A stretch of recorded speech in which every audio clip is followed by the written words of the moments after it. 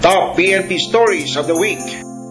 Checkpoints sa mga seaports mahigpit na ipinatutupad.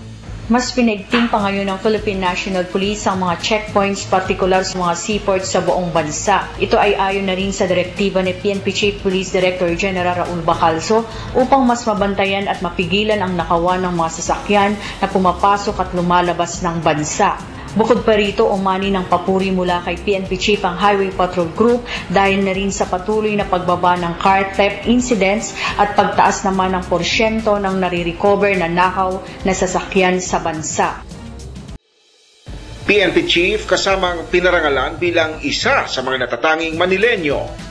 Isa si PNP Chief Police Director General Raul Bacalzo na pinarangalan bilang Outstanding Manilans 2011 kasabay sa pagdiriwang ng ika-440 anibersaryo ng Araw ng Maynila noong June 24, 2011 sa Manila Hotel. Ginawaran ni Mayor Alfredo Lim ang PNP Chief sa mga natatanging programa ng kanyang naipatupad sa Philippine National Police. Samantala, buong pusong nagpasalamat si General Bacalzo sa buong Manilanian sa tiwala at pagkilala nito bilang pinuno ng buong hanay ng kapulisan.